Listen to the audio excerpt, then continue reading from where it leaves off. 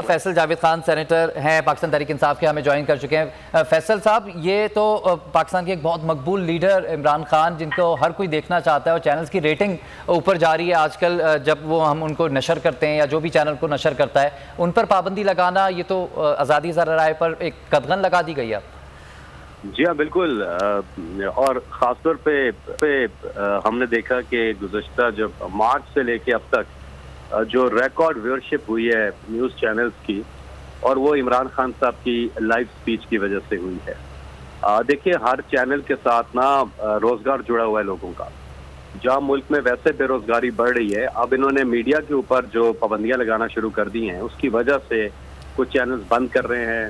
جس طرح سے یہ تابڑ توڑ حملے کر رہے ہیں آزادی صحافت اور آزادی رائے کے اوپر، اور پیمرا جو اقدامات کر رہا ہے، یہ پیمرا جو ہے اس نے ساری حدیں کراس کر دی۔ ابھی یہ روزگار پہ اس لیے اثر پڑ جائے گا، چینلز کی ویورشپ نیچے جائے گی، سارے چینلز کی، اور اس کی وجہ سے جو اشتہارات ہیں وہ ویورشپ پہ آتے ہیں، وہ آنا بند ہوں گے، تو بزنس لاس بھی ہوگا تمام چینلز کو۔ تو یہ ایک تو اس کا یہ اینگل ہے۔ دوسرا اینگل کہ آپ سچ کی آواز کو، حق کی آواز کو آج کے دور میں روک نہیں سکتے ہیں۔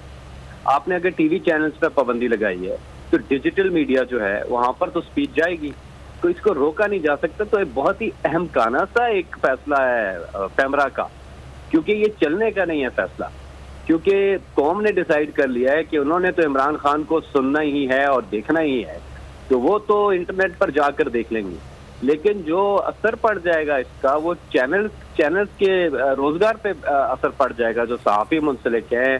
ایک ہمارے ہاں نئی انڈسٹری ہے جس کے اندر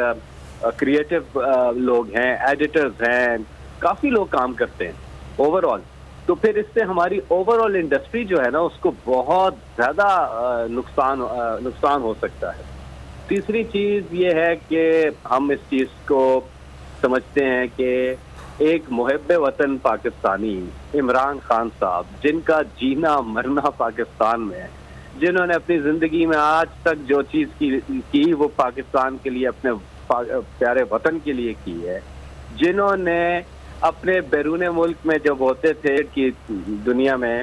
تو وہاں پر حلال کی کمائی جنہوں نے کی، ایک ایک پیسہ وہ پاکستان لے کر آئے۔ سپریم کورٹ آف پاکستان سے صادق اور امین ڈکلیئر ہیں، سپریم کورٹ آف پاکستان کی جانب سے صادق اور امین ہیں، اور اتنے مقبول لیڈر پر اس طرح سے لائیو تقریر کرنے پر پابندی لگانا نہایت ہی افسوسناک ہے۔ میں ہوں جاسمین منظور، اور آپ مجھے دیکھیں گے صرف بول پر۔